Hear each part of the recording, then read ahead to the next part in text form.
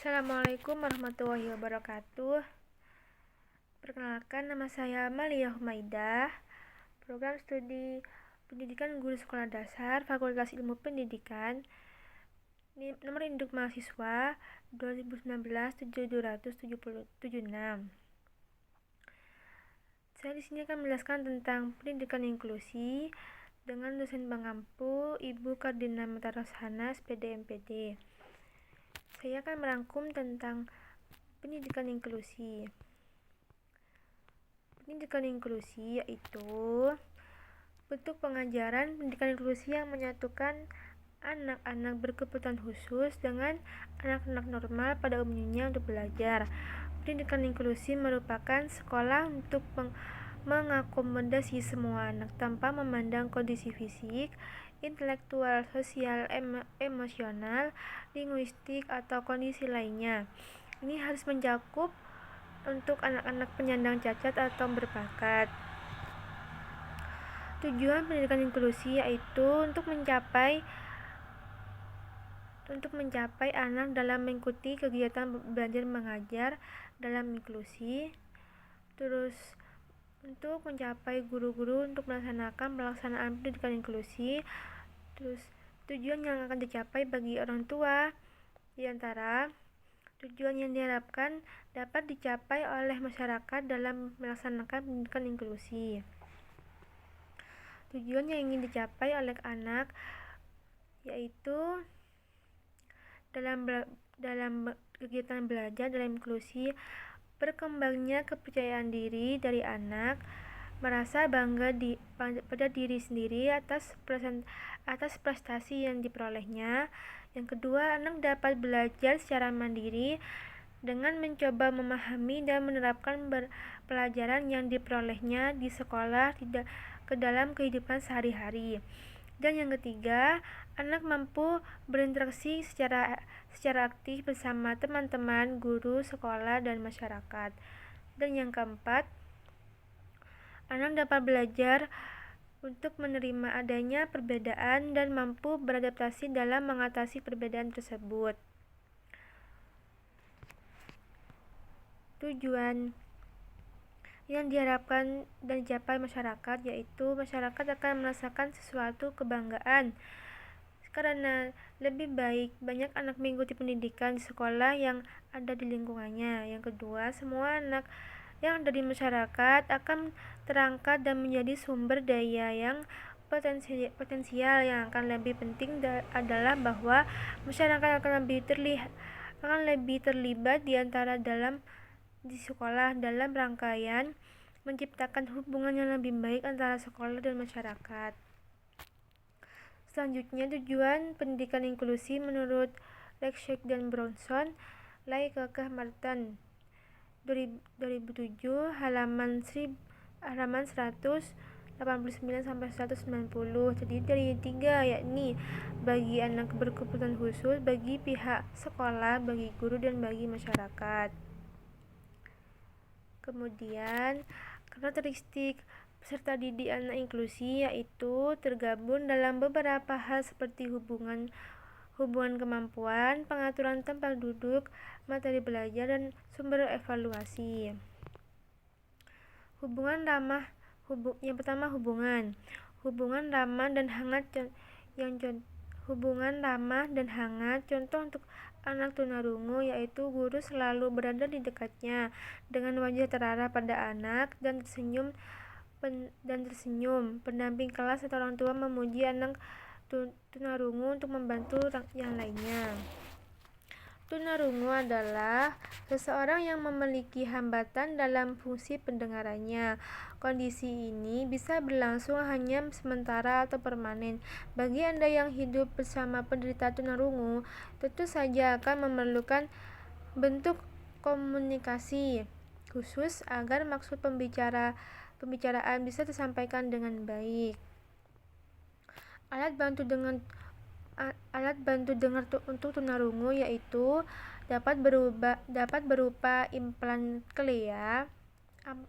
koklea yang ditanamkan pada telinga melalui pembedahan alat dan pembedahan atau alat bantu dengar yang bisa dipasang dan dilepas sesuai keinginan. Selain itu, perangkat pengeras suara juga dapat dipasang di alat elektronik seperti TV, telepon, atau radio agar penderita gangguan pendengaran juga dapat menikmati acara dan berinteraksi.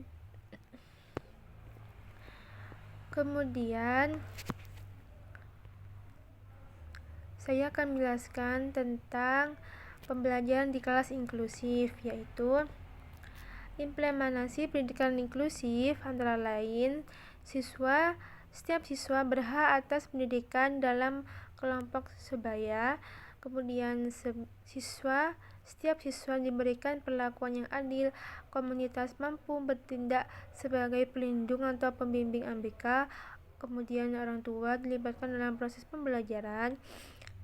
Program pendidikan ditawarkan kepada setiap siswa. Komunitas mampu bertindak sebagai pelindung atau pembimbing ABK. Dan yang terakhir, setiap siswa diberikan perhatian dan dukungan yang tepat. Sistem belajar yang pertama yaitu sistem belajar pada sekolah inklusif tidak jauh berbeda dengan sekolah reguler pada umumnya. Para siswa berada dalam satu kelas yang idealnya dalam satu kelas terdiri dari 1 sampai 6 anak berkebutuhan khusus saja. Dengan 2 guru dan 1 terapis yang bertanggung jawab di bawah koordinasi guru untuk memberi perlakuan khusus kepada anak berkebutuhan khusus sehingga mereka dapat mengikuti pelajaran dengan baik. Porsi belajar anak berkebutuhan khusus lebih fleksibel daripada yang normal. Sistem belajar yang kedua yaitu pada waktu tertentu bila perlu anak-anak tersebut akan ditarik dari kelas reguler dan dibawa ke ruang individu untuk mendapatkan perlakuan bimbingan yang khusus. Dengan demikian diperlakukan keberagaman metode pembelajaran supaya materi dapat tersampaikan secara merata kepada semua anak didik. Guru perlu memastikan bahwa semua siswa, terlebih mereka yang berkebutuhan khusus, sudah memahami penjelasan dengan baik. Apa yang perlu diperhatikan dalam kelas inklusi yaitu siswa, kemudian materi, guru, dan metode pengajarannya. Siswa semuanya harus memiliki karakter khusus, background, minat, bakat, potensi, dan pengalaman siswa, harapan dan kekhawatiran, dan yang terakhir cara mengajar yang cocok untuk mereka. Peranan siswa non-ABK. Yang pertama, anak sebagai tutor. Yang kedua, kolaborasi sebaya. Kemudian, dalam pengembangan pola belajar siswa, itu ada 3 cara, yaitu dengan cara kompetisi, kemudian individualis, dan yang terakhir kooperatif. Tuntutan dan tantangan bagi guru yaitu harus mempersiapkan proses pembelajaran, dan yang kedua pelayanan dan penanganan atau treatment, dan yang terakhir dukungan psikososial. Metode pengajaran antara lain menciptakan kelas yang inklusif, menerima setiap siswa, memotivasi siswa, menyusun silabus atau RPP dan RPP yang sesuai, memberi pengertian sesuai semua siswa akan keberagaman, penugasan manajemen kelas, diskusi kelas, kerja kelompok, pembelajaran aktif, metode ceramah, menulis asesmen, memberi feedback, yang terakhir sumber pembelajaran. Kunci pembelajaran di kelas antara lain yaitu hanya ada 2. Yang pertama, akomodasi pembelajaran, dan yang kedua, rencana pembelajaran individual. Akomodasi pembelajaran antara lain lingkungan fisik, Dan yang kedua, pemberian instruksi, metode kegiatan, fasilitas pembelajaran, harapan terhadap performa siswa. Kemudian, penilaian hasil belajar yaitu dilihat dari cara anak belajar melalui cara yang sama. Penilaian alternatif dipakai untuk hasil penilaian yang baik. Hasil penilaian baik itu dilihat dari cara yang mudah dalam interpretasikan untuk menggambarkan kondisi dan mengidentifikasi permasalahan. Program pembelajaran individual dalam kelas inklusi perlu direncanakan secara individual. Perlu akan perhatikan dalam PPI juga, mengetahui level capaian akademik siswa dan performa fungsionalnya. Kemudian di sini saya akan menjelaskan tentang alur program pembelajaran individual, yaitu melalui asesmen akademik dan karakter pembelajaran, kemudian hasil asesmen, yang ketiga penentuan materi, yang keempat penyusunan rencana program, yang kelima penentuan prioritas program, yang keenam pelaksanaan program, yang terakhir evaluasi berkala.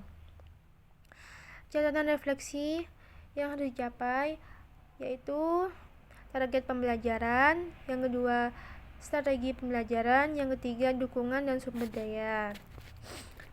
Sekian rangkuman dari presentasi mata kuliah pendidikan inklusi dari saya. Mohon maaf jika ada salah kata, mohon maaf yang sebesar-besarnya. Sekian dari saya. Wallahul muwaffiq ila aqwamit thoriq. Wassalamualaikum warahmatullahi wabarakatuh.